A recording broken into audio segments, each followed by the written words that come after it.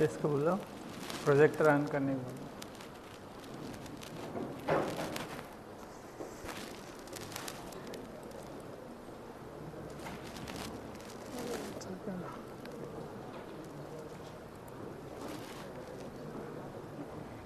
बोला बोला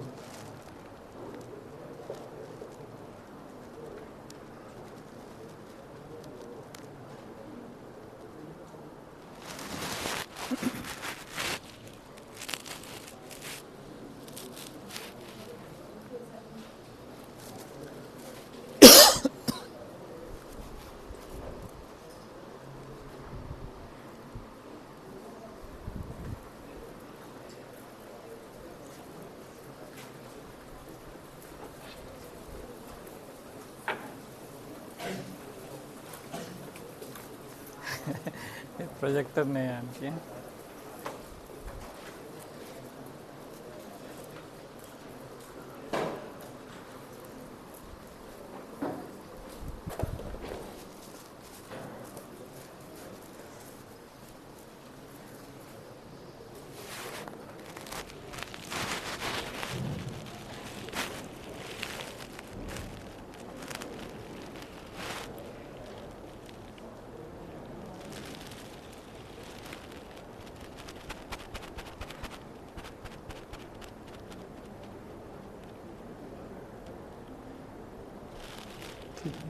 Good morning all of you. Today we will be dealing with the topic hyperparathyroidism. It's a very important topic clinically also. See, my main objectives of today's topic will be, I will be covering the brief about how the embryologically the parathyroid glands have formed and the normal histology of the parathyroid gland and various types of hyperparathyroidism, that is what is primary, what is secondary and what is tertiary hyperparathyroidism. And I have to write, actually by mistake it is came hyperparathyroidism actually, and then what are the various clinical manifestations of this hyperparathyroidism and its their management, and then review about whatever we had discussed. Okay, so as from your first year knowledge, you know that this parathyroid gland has been developed from the pharyngeal pouches, that gives rise to similar also gives rise to the thymus also, and which is the anatomical location of this parathyroid gland is behind the lobes of the thyroid lobes. We have thyroid two lobes joined by isthmus. On the posterior aspect, we have in the distributed along the poles like upper pole and lower pole.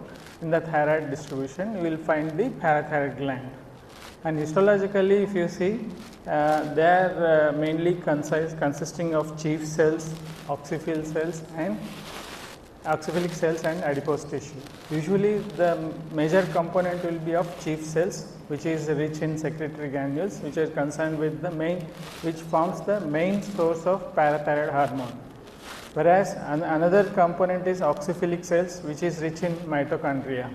Okay, it has got glycogen in its substance, and when you come to the adipose tissue component, usually it is a lesser component compared to the chief cells as well as oxyphilic cells in the new age group, very younger age group. As the age increases, as the age progresses up to 25 years, you see the adipose tissue prominence will be seen with the parathyroid gland structure.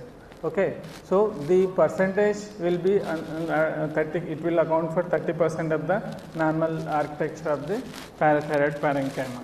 Okay, so you have to remember chief cells and oxyphilic cells as well as adipose tissue. These are the major three components you see histologically in the parathyroid gland.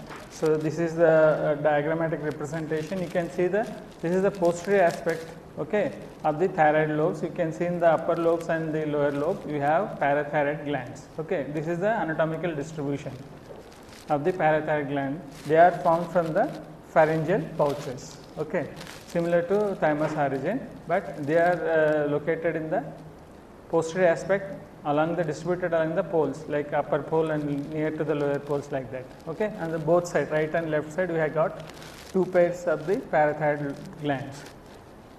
Histopathologically, you can see the clear cells like chief cells, which is having centrally placed polygonal cells with centrally placed round nucleus and with clear cytoplasm. Whereas the oxyphilic cells will have eosinophilic in structure, which because of increase in the amount of rich in mitochondria, they will have the cytoplasm. This is the high power. You can see the oxyphilic cells here, which have got granular cytoplasm, abundant eosinophilic in nature. Whereas these clear cells, chief cells are the other cells, which are these are chief cells are the source for the PTH hormone. Okay. So the main what is the main histological function of the parathyroid gland is it is meant to regulate the calcium homeostasis. So physiologically, if you understand the calcium homeostasis mechanism, what is the role of kidney, what is the role of vitamin D, and what is the role of parathyroid hormone secretion. So these 3 things will in regulating with the bone, controlling the bone as well as the GI tract, they maintain the homeostasis of the calcium metabolism. Okay. So the normal calcium levels will be 9 to 10 milligrams per deciliter. That is how it has to be maintained. Above that, the calcium levels will be majorly maintained by the parathyroid hormone, PTH hormone. Okay. So it is a kind of indirect loop like activity. So whenever the low levels of calcium becomes, the PTH levels tries to increase. So when the calcium levels in the serum increases, the PTH level comes down. So this is a kind of feedback loop mechanism, what they call it. Okay. So as it is, you have to understand this is the major thing. The main function of the parathyroid gland is to regulating the calcium homeostasis. How this regulation of the calcium levels are maintained. So see how this parathyroid hormone will regulate the serum calcium levels. So these are the important 4 steps you have to remember by increasing the renal tubular reabsorption of the calcium. Okay. And then increased conversion of the vitamin D to its active dihydroxycholecalciferol. See, 1,2,5 dihydroxycholecalciferol is a actively metabolic active form of the vitamin D. Okay. That is mainly concerned, this also called as calcitriol.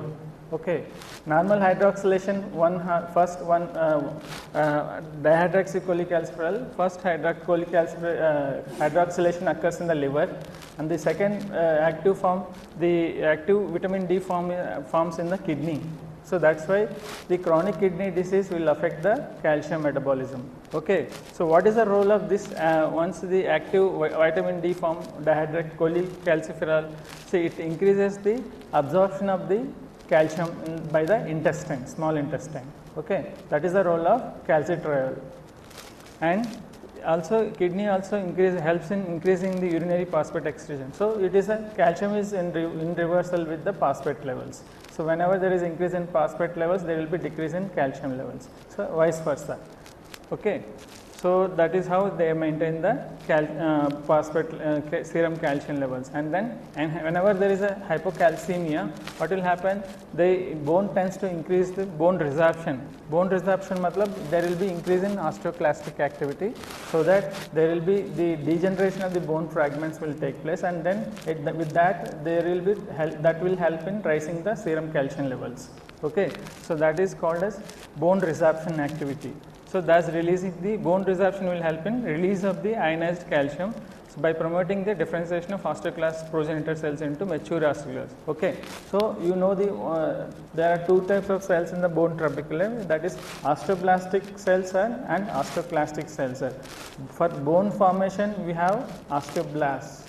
Osteoclasts will try to help in bone destruction, thereby that is they will be by that action it will try to help in maintaining the serum levels of the calcium. Okay.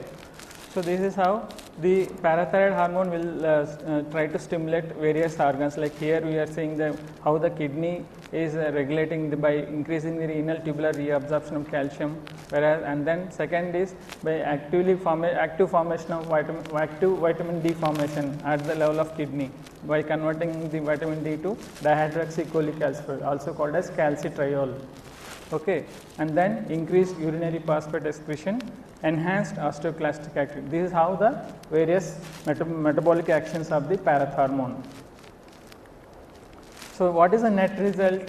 So, net result will be the by maintaining the levels of the free calcium levels. So, that will in turn inhibiting the parathyroid hormone secretion. So, once the purpose is served, what will happen? Again the functions of the parathyroid hormone will be decreased. So, that is it is called as a classic feedback loop mechanism. Okay. This is how it will be, the entire chapter will be this based on this mechanism only, feedback mechanism only. So, whenever there is a decrease in serum calcium levels, you find there is an increase in parathyroid hormone as well as increase in calcitriol. Okay. So, you remember this mechanism, decrease in serum calcium, you will find increase in parathormones and increase in the serum calcitriol levels. So, what will this happen? This parathyroid hormone will help in active formation of the vitamin D into conversion of the calcitriol. So, this calcitriol vitamin D active form, also called as 1,2,5-dihydroxycholecalciferol, will try to increase the intestinal absorption of the calcium. Okay, remember this term. So, what is the main role of vitamin D active form is it will try to helps in increase in the intestinal absorption of the calcium. Okay. So, and then increase in the osteoclastic activity by acting on the bones, it will try to increase the calcium levels by means of bone resorption, by means of osteoclastic activity. Osteoclastic activity means bone destruction, okay, also called as bone resorption. Okay. So, by means, so all these three actions which will help in try to increase in the serum calcium levels. Okay. So, once there is an increase in serum calcium levels, again there will be decrease in the parathormone and decrease in the serum calcitriol levels. So, this is how this feedback loop mechanism will help in maintaining the calcium homeostasis in the body. So, again now the what is the main topic of interest is hyperparathyroidism. So, hyperparathyroidism is by definition it is caused by elevated parathormone and is classified into primary, secondary and tertiary types. So, it is simple to remember. Primary hyperparathyroidism is an autonomous overproduction of parathormone, usually resulting from an adenoma or hyperplasia or in malignancy. So, malignancy is a very rare cause for causing the primary hyperparathyroidism. It is less than 1% of its cause, and majorly it is the adenoma and hyperplasia. Secondary hyperparathyroidism is a kind of compensatory hypersecretion of parathormone in response to prolonged hypocalcemia. It's a compensatory hypersecretion of parathormone. That's why we call it as a secondary hyperparathyroidism. So, remember, primary hyperparathyroidism cause should be associated with the parathyroid gland, means by means of either it should be an hyperplasia or it's an adenoma or very rarely it can be carcinoma. So, the primary cause is related with the parathyroid gland. So, that is why we are labeling it as a primary hyperparathyroidism. Secondary hyperparathyroidism is a compensatory hypersecretion of parathormone in response to the prolonged hypocalcemia, most commonly from the chronic renal failure. So, you have here the reason might be the other organs like chronic kidney disease. So, which results in there is a defect in active vitamin D formation, like generation of 1,2,5-dihydroxycholecalciferol will be affected because of disease, chronic kidney disease. So, directly that will be resulting in manifestation of vitamin D deficiency. So, secondary hyperparathyroidism is due to majorly two causes, like it is a kind of compensatory hypersecretion of parathormone due to prolonged hypocalcemia. Yes, sir. As a result, because of chronic renal failure and that manifesting, and then vitamin D deficiency will occur. Third one is tertiary hyperparathyroidism. Okay. So, what do you mean by tertiary hyperthyroidism? So, even after correction, so the secondary hyperparathyroidism, persistent hypersecretion of parathormone will be occurring. So, even after the cause of prolonged hypocalcemia is corrected, like example after renal transplant, like that. So, as certain tumors which will secrete parathyroid hormone like hormones, PTH like hormones, like example breast carcinomas. So, they also produce the hormones similar to parathormone. So, as a result of malignancy. So, that is called as tertiary hyperparathyroidism. So, remember hyperparathyroidism into primary hyperparathyroidism, secondary hyperparathyroidism and tertiary hyperparathyroidism. Primary, the cause is with parathyroid gland. It can be because of adenoma, hyperplasia and very rarely malignancy. Secondary as a result of chronic kidney disease or vitamin D deficiency, all these things will progress to secondary hyperparathyroidism. And tertiary, there is persistent hypersecretion of parathyroid hormone even after correcting the cause etiology of the hypocalcemia. Okay, that is even after that renal failure, even after renal transplant, it is not unable to correct the regulate the parathyroid hormone. Okay, so this is how you have to important. This slide is very important. And then, so as I told you, the primary hyperthyroidism is one of the most common endocrine disorder and is an important cause of hypercalcemia. So, as I told you, the frequency of various parathyroid lesions underlying hyperfunction as follows, like adenoma, 85 to 95% of the causes might be adenoma, and then hyperplasia, diffuse or nodular, it is 5 to 10% cause primary hyperplasia, and parathyroid carcinoma is less than 1%. You know what is the meaning of adenoma and hyperplasia? Hyperplasia is increase in number, okay, whereas adenoma is a benign proliferative condition. It is you have to remember the difference between what is the difference between benign lesion versus a malignant lesion.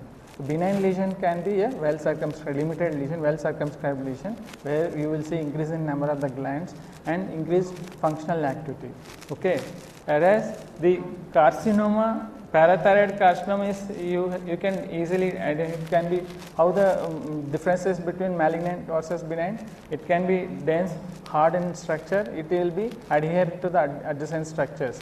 And it is a morphologically, microscopically, it is difficult to distinguish between the adenoma versus carcinoma. Only the features like invasion into the adjacent structures and vascular invasion, these are the major histological features which will help in diagnosing the parathyroid carcinoma. There are certain other clues also, we will come to later how to distinguish between histologically between the carcinoma versus adenoma. So, you have to remember adenoma is the major cause of primary hyperparathyroidism, whereas compared to carcinoma it is very less than 1% in nature.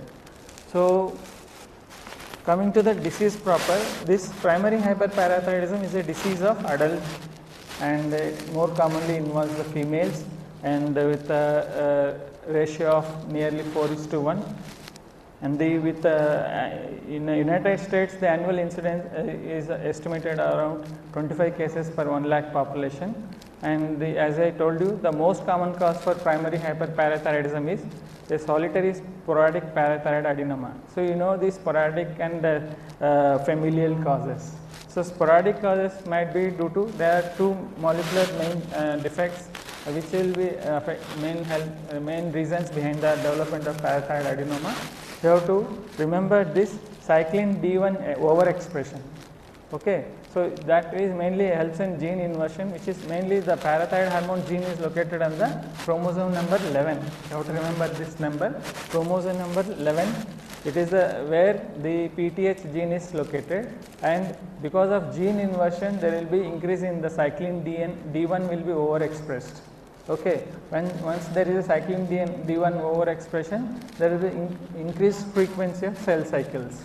Okay, you have to remember the cell cycle, how this cyclin D1 is regulating the cell cycle process. And then another etiology is MEN1 mutations, where is multiple endocrine neoplasia. You have to remember, it is a 30 to 35% of the sporadic causes, responsible for 30 to 35% of the sporadic parathyroid causes, MEN1 mutations. So, loss of heterozygous in the second allele. So, another causes for development of parathyroid carcinoma is there is a development of a protein called as CDC73, which encodes the protein known as parafibromin, which is mutated in 70% of the sporadic parathyroid carcinomas. So, so but rarely in adenomas. So in parathyroid carcinomas you will see the CDC73 mutation, which encodes a protein called as parafibromin. So other familial causes will be multiple endocrine neoplasia type 1 and type 2. We will be discussing in further slides about this multiple endocrine neoplasia, how it is related to the hyperparathyroidism. So coming to the parathyroid adenoma, so I already told you, you have to remember the difference between benign versus malignant lesion, whereas typically the adenoma averages around, you have to remember this weight also. So adenoma is averages around 0.5 to 5 grams, and as I told you, it is a benign lesion, so it will show well circumferential in nature, soft tan to reddish brown nodule invested by a delicate capsule. Okay. So in contrast to primary hyperplasia, so primary this adenoma limits to only one lobe, either it can limit it to one lobe of the one parathyroid gland, whereas hyperplasia involves all the 4 glands. Okay. So we know the number of parathyroid glands are 4. So in primary hyperplasia we will try able to see all the 4 lobes getting involved in case compared to the parathyroid adenoma. Okay. So microscopically parathyroid adenomas are mostly comprising of chief cells. So these chief cells, as I told you, they are of uniform polygonal shape with small centrally placed nuclei. So this is how microscopically we can see.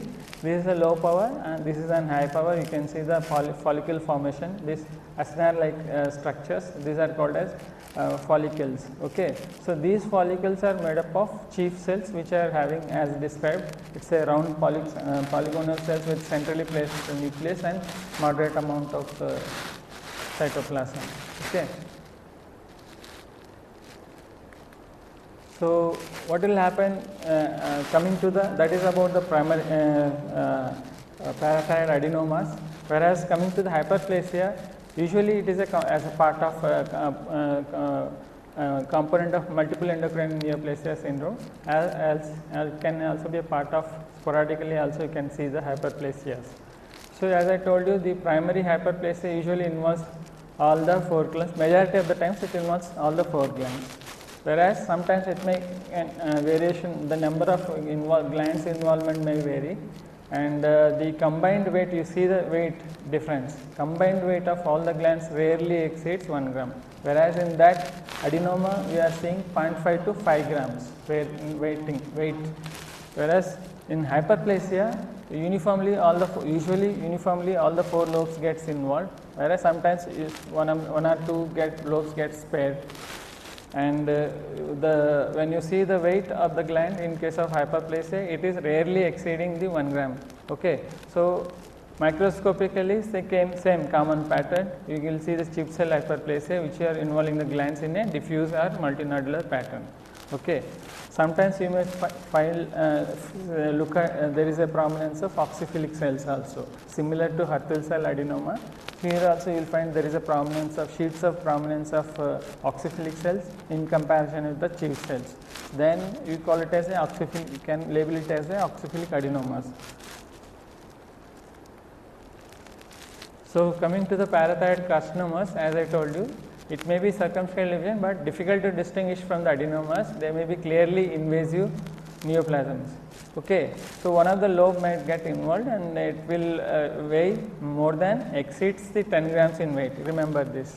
So the weight of the parathyroid carcinomas is exceeds the more than 10 grams in weight. Okay. So microscopically it is very difficult to distinguish between adenoma versus carcinoma. Only features that is will be able to see is you may find histologically you may find dense fibrous capsules and as well as invasion of the surrounding tissues and metastasis. These are the only histological features that will help in distinguishing the parathyroid carcinomas from adenomas, as well as the weight also. This is weight measurement is a secondary clue.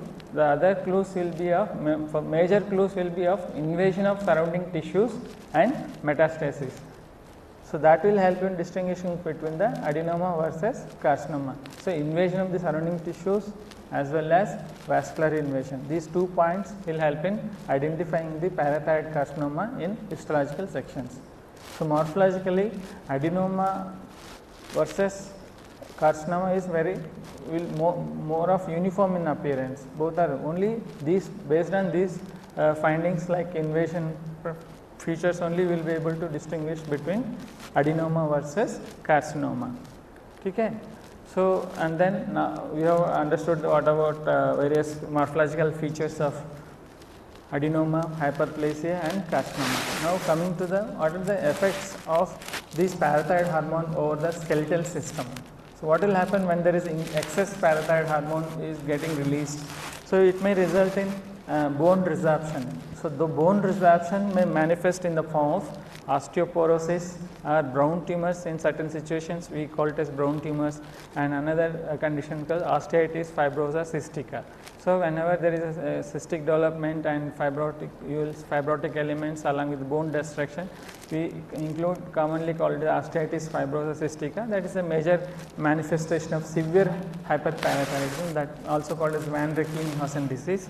So, what is basically osteoporosis? Osteoporosis matlab it is a kind of decreasing in bone mass. So, it mainly involving the small bones like phalanges, middle phalanges and vertebral destruction and proximal femur later. Okay. So, the main bones will be affected by increased rise in parathyroid hormone will be the phalanges, especially the middle phalanx and vertebral destruction as well as the proximal femur. Okay. So, mainly when you see compare with where is the activity, like you have in the bone histology you will have cortical bone and medullary bone. So, in the cortical bone destruction is more seen with the increased osteoclastic activity is more seen with the hyperparathyroidism. So, compared to the medullary bone.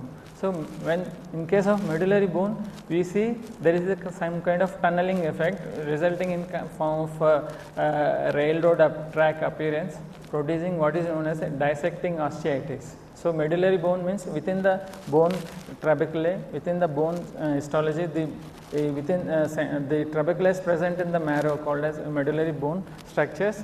So, when they are involved, there is some kind of railroad track appearance, also called as a dissecting osteitis. Only the main central structure is just to show this is the dissecting osteitis, where you can see the destruction of the bone, tunneling effect. So, this bone trabecular thickness is getting reduced and it is getting destroyed. So, these cells are osteoclast giant cells. So, these osteoclastic giant cells as a result of bone destruction, they produce this effect called as dissecting osteitis. This is the medullary portion of the bony trabeculae. Okay. Dissecting osteitis. Okay. So, you have to remember the hyperparathyroidism activity mainly affects the cortical bone compared to the medullary bone. When it involves the medullary bone, we can see features of dissecting osteitis. Okay. So, other thing is brown tumor. When you call it as brown tumor? Okay. So, because of increased bone destruction, it results in microfractures, and there will be secondary hemorrhages that will elicit an influx of macrophages. Matlab, once there is a damage to the bone fragment, so there will be increase in hemorrhages and forming in the form of like cystic hemorrhages spaces. So, as a result of increased hemorrhage, the monocytes will come into the action and they will form the macrophages. Okay. So, those excessive influx of macrophages and ingrowth of the reparative fibrous tissue.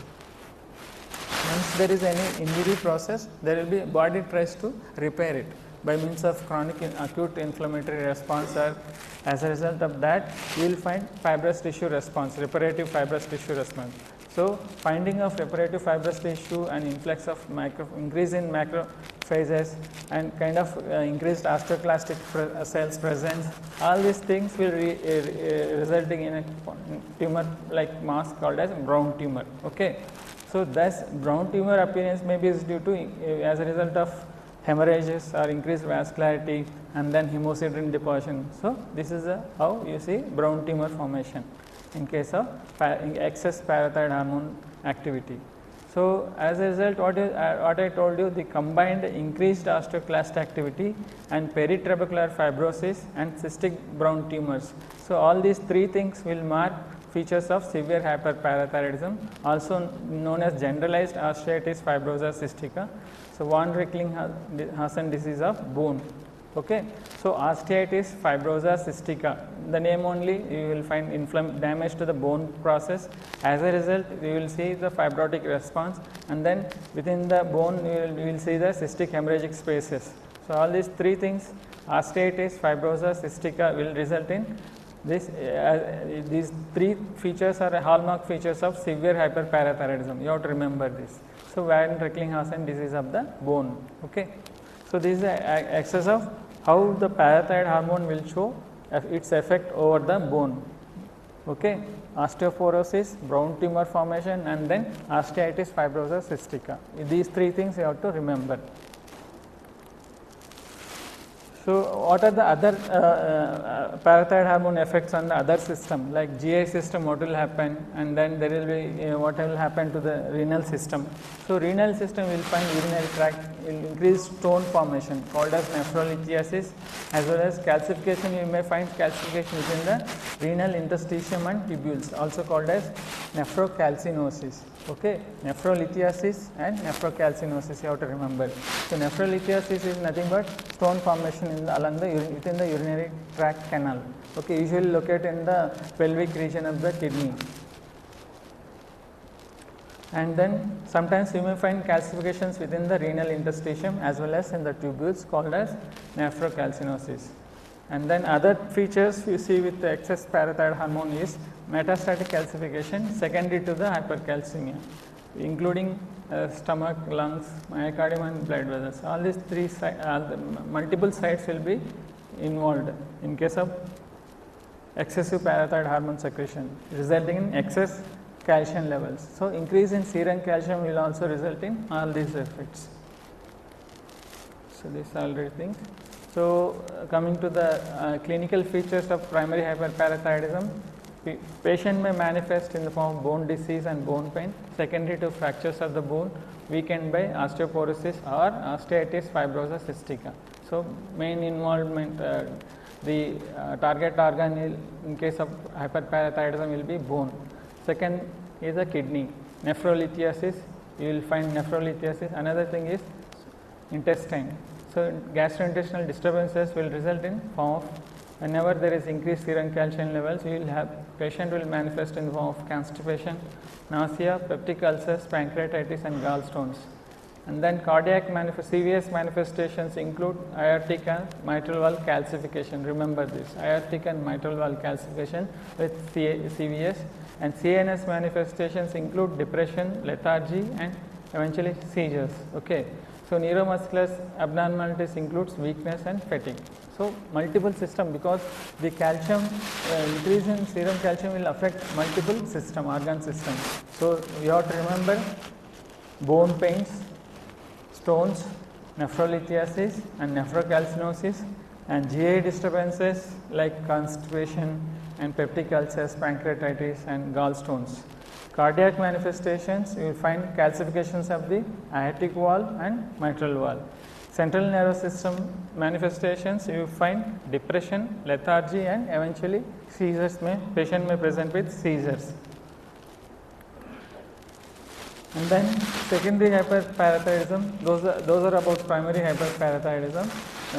Secondary hyperparathyroidism is most oftenly caused by renal failures, and which lowers the serum calcium levels, means resulting in reactive hyperplasia of the parathyroid glands. How this how does it will happen low serum calcium levels? In case of secondary hyperparathyroidism, chronic kidney disease, you have to remember kidney is the main site for conversion of the vitamin D, active form of vitamin D, that is 1,2,5-dihydroxycholecalciferol, also called as calcitriol. So, what is the action of this calcitriol will be? This calcitriol will help in increased intestinal absorption of the calcium. Okay, that's how. So, as a result, what will happen because of chronic renal failure? There will be decreased conversion of the vitamin D in its active state. Okay, so that will result in a vitamin D deficiency. Okay, so you have to remember those things. And in case of certain few malignancies, may also present like release of parathyroid hormone related proteins, like example is breast carcinomas. So, that breast carcinoma will release parathyroid hormone related protein, similar to this protein will function similar to parathyroid hormone, so that there will be increase in serum calcium levels. Okay. That accounts for tertiary hyperparathyroidism. So, again to remember to review again, what is how the role of chronic kidney disease happens with secondary hyperparathyroidism. So, main thing is you have to remember vitamin D deficiency, because you know this kidney's ability to convert vitamin D into its active form, calcitriol, is reduced in case of chronic kidney disease. So, as a result, there will be decrease in calcium absorption from the intestine, and thereby resulting into hypercalcemia, and then further stimulating the parathyroid hormone secretion. Okay. And another thing how it helps in this thing is phosphorus retention. So, as kidney function declines, so there will be rise in phosphorus levels within the serum. So, as a result of increase in elevated phosphorus level will reduce the serum calcium, vice versa. So, increase in phosphorus, there will be decrease in calcium levels. So, that will stimulate the parathyroid hormone secretions. And then any other reason which reduces the serum calcium levels, hypocalcemia will also stimulate the via kidney function, that will help in increase in secretion of the parathyroid hormone. Another protein structure is fibroblast growth factor 2-3. So, fibroblast growth factor 23 elevated levels in chronic kidney disease suppresses the, again same thing, increase in FGF fibroblast growth factor 23 levels in chronic kidney disease will suppress the calcitriol synthesis, exacerbating the vitamin D deficiency and contributing to the secondary hyperparathyroidism. This is how the chronic kidney disease will result in secondary hyperparathyroidism. Okay. So, remember, for in case of renal failure, there will be defect in vitamin D formation, active vitamin D formation, thereby resulting in decrease in absorption of the calcium from the small intestine, resulting in hypocalcemia. Okay. And then other factors you have to remember, phosphorus retentions and then fibroblast growth factors 23. So, these two things, all these will help in decrease in serum calcium levels and then stimulating the parathyroid hormone secretion. So, that's why it is called a secondary hyperparathyroidism. It's a kind of compensatory increase in parathyroid hormone secretions. How is the role of vitamin D? Already discussed, told you. See, in case of low levels of vitamin D, the calcium absorption from the intestine will be reducing, resulting in hypocalcemia. This will triggering the parathyroid glands to secrete more PTH to maintain the calcium levels. And then the same thing, decrease in conversion of the active, change into active conversion, like calcitriol formation will be defect. Whenever there is a defect in calcitriol formation, there will be, that will exacerbate the hypocalcemia and stimulates the parathyroid hormone secretion. And then direct effects over the parathyroid gland. So, even the vitamin D deficiency, vitamin D normally suppresses the synthesis, PTH synthesis and inhibits the parathyroid cell proliferation. So, what will happen once there is a deficiency, it will that inhibitory effect will go off, and then it will help in stimulation of the hyperplasia of the parathyroid gland and increased parathyroid hormone production. So, overall it is the feedback mechanism that is affecting the maintaining the parathyroid hormone levels in the serum as well as the serum calcium levels. So, few words about multiple endocrine neoplasia type 1 and type 2. So, because these are also the causes for increasing in parathyroid hormone secretion. So, you have to remember MEN1 is due to mutations in the MEN1 gene which encodes a protein called as tumor suppressor protein called as menin. So, this leads to development of various multiple endocrine glands are involved, like parathyroid gland, you will see the pancreatic gland also involved and thyroid also getting involved in MEN1, and then that will result in hyperparathyroidism. So, the most common manifestation of multiple endocrine neoplasia will be the hyperparathyroidism. In majority 90% of the cases you will see the manifestation of hyperparathyroidism in case of MEN1, whereas MEN2 is related to the mutations of red protein-oncogene. Okay. Here you will see the medullary thyroid carcinoma and pheochromocytoma and parathyroid hyperplasia. So, you have to in MEN2A we have medullary carcinoma of thyroid, pheochromocytoma of adrenal gland, and parathyroid hyperplasia. So all these three things involve a component of multiple endocrine neoplasia type 2A. Okay. So hyperparathyroidism is seen with 20 to 30% of the men 2A cases, whereas in men 1 we have seen 90% of the cases will manifesting in the form of hyperparathyroidism. Here, whereas in men 2A we have only 20 to 30% of the cases presenting as hyperparathyroidism, usually mild and asymptomatic compared to the multiple endocrine neoplasia men 1. So it involves hyperplasia or adenomas in parathyroid gland. So simple. So you have to remember in men 2 we have seen combination of medullary thyroid carcinoma, pheochromocytoma and parathyroid hyperplasia. The mutations involved in men 2A is red proto-oncogene mutation, similar to the medullary thyroid carcinoma. So now coming to that's about the pathogenesis and clinical manifestations, and how is about the diagnosis of hyperparathyroidism. So by maintaining the blood tests done for calcium levels, estimating the levels of PTH and vitamin D levels, and sometimes radiology imaging, you can go with ultrasound and DEXA scans. Histology, you can that will help in distinguishing the adenomas and hyperplasias and carcinomas. IHC wise, we can have markers like PAX8 and GATA3, and in case of tumors like parathyroid carcinomas, we have loss of parafibromin, CDC73 protein. Loss of parafibromin expression will help in diagnosis of the parathyroid carcinomas. So this is a scan imaging with technetium 99M system radionuclide scan to locate all the 4 structures. So you can see the 4 lobes, this end lobe is got enlarged. Okay, so resulting in a parathyroid adenoma, diagnosis of parathyroid adenoma. So, how we will manage the hyperparathyroidism? In case of primary hyperparathyroidism, you can manage by means of surgical management, that is by removing the parathyroid gland, also called as parathyroidectomy, that is removal of the glands. When there is a symptomatic presentation, it is a definitive treatment, removal of the parathyroid gland. Okay, and also treating the complications associated with other kidney stones and osteoporosis. Medical management for asymptomatic patients, only observation can be done, and monitoring the calcium levels and PTH levels by doing this just a blood test, and sometimes you can give the medications like bisphosphonates or sincalcate to manage the calcium levels. Okay, this is how the primary hyperparathyroidism is getting management. Secondary hyperparathyroidism, what is the cause behind the secondary hyperparathyroidism? It is a chronic kidney disease or vitamin D deficiency. So first you have to address those causes. In case of when you want to manage secondary hyperparathyroidism, try to treat the secondary cause. What is the major thing is renal diseases and vitamin D deficiency.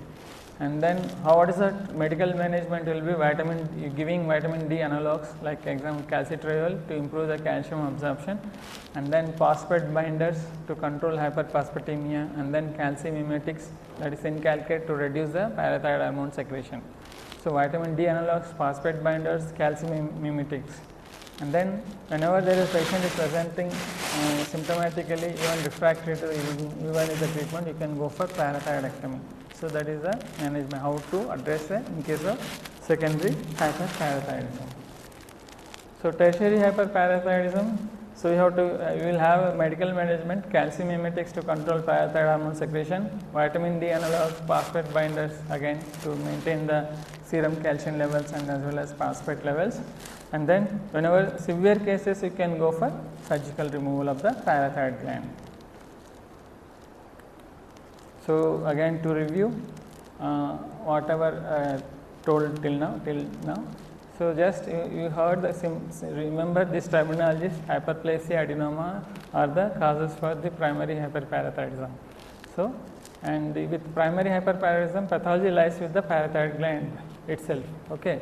So you have to remember causes: hyperplasia, adenoma and carcinoma. Adenoma is the most common cause compared to second is hyperplasia, then least common cause is carcinoma.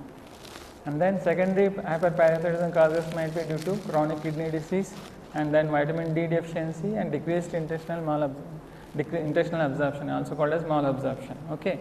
So, chronic kidney disease, vitamin D deficiency, intestinal malabsorption will form the reason for the secondary hyperparathyroidism. Tertiary hyperparathyroidism, autonomous secretion even after correcting the causes for the secondary hyperparathyroidism, that still exists. Okay. Even after renal transplant, that increase the parathyroid hormone secretion is not unable to get controlled. So, what is how the morphology, as I told you, you have to look at the weight of the gland also, that we have no 0.5 to 5 grams and less than 1 grams and 10 grams wala, that as those things you have to remember. Here in histologically, when you see histologically as normal parathyroid glands, 80% of the cells will be formed by chief cells, 20% of the cells will be oxyphilic cells. So, this presence of fat cells will be seen by as the age increases, you will find increase in the fat amount, that up to 25 years of age you will see the 30%, it occupies 30% of the architecture. And here histologically all the three things will be similar, monomorphic only. Matlab you will find the sheets of chief cells as well as the reduced adipose tissue and prominence of the chief cells as well as the oxyphilic cells. So, only histological feature that can be able to distinguish between primary adenoma versus carcinoma is invasion into the adjacent surrounding tissues as well as vascular invasion. These two histological features will help in identifying, distinguishing from adenoma versus carcinoma. So, you have to remember that what are the difference between benign versus malignant lesions. Then only you can able to understand how to you will be able to distinguish between adenoma and carcinoma. So, clinical features, primary hyperthyroidism often asymptomatic, you may have bone pains, fatigue, kidney stones, GI issues. In secondary things, you know that as a result of kidney involvement and bone and joint pains, muscle cramps, fractures and signs of hypocalcemia. And then tertiary, you will find features of persistent hypercalcemia and symptoms like fatigues, polyuria and renal stones. So, these are the distinguishing features. So, treatment wise, as we already discussed, like primary parathyroidectomy, in case of primary hyperparathyroidism, first treatment of choice will be the surgical management by removing the parathyroid gland, and medical options like bisphosphonates and zinc calcate. You have to remember, whenever they do surgery for parathyroid glands, so they do not remove all the 4 parathyroid glands at a time. So, they will try to keep one parathyroid gland at forearm. So, they will replace the parathyroid gland and they will keep in the forearm. Baki 3 lobes they can discard. And secondary treatment, addressing the underlying causes like renal causes, vitamin D deficiency, you have to address those issues, and then other treatments like vitamin D analogues, phosphate binders, calcium mimetics, and in case of refractory cases they can go for surgery. In case of tertiary hyperparathyroidism, treatment is with calcium mimetics for to control the parathyroid hormone, and in case of persistent causes you can go for surgery. So, these are the things you have to remember in today's class. Okay? Thank you. So, any doubts or any clarifications you can ask me.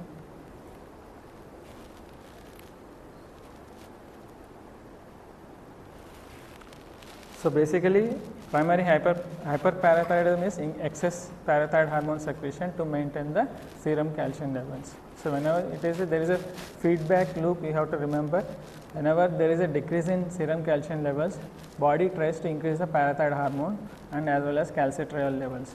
So, this parathyroid hormone will show its effect over the kidney by increasing the conversion of vitamin D into its active form, that is calcitriol. This calcitriol will try to help in more increase in calcium absorption from the small intestine, whereas in the kidney it will try to secrete more amount of phosphates and they will try to reabsorb the more amount of calcium, and then all these actions and bone resorption. So, bone, GIT and kidney, these 3 target organs you have to remember. So, all these main aim is to maintain increase the serum calcium levels. Once there is an increase in serum calcium levels, then it as a result of feedback loop mechanism, the parathyroid hormones comes down. and then how the serum calcium level is getting managed. Okay, and under the etiology you have to remember hyperplasia, adenoma, and the carcinoma. And syndromes, familial causes, sporadic causes are you have to remember, and syndrome familial causes MEN1A and MEN2A you have to remember. All these things, causes and management you can easily remember. Come.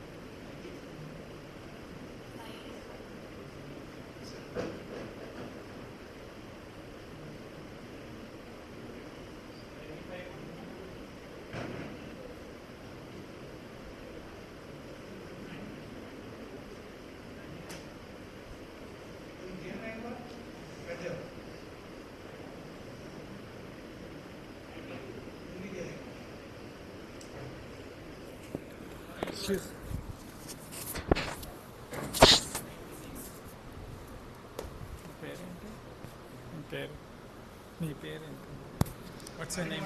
Ankit. Ankit.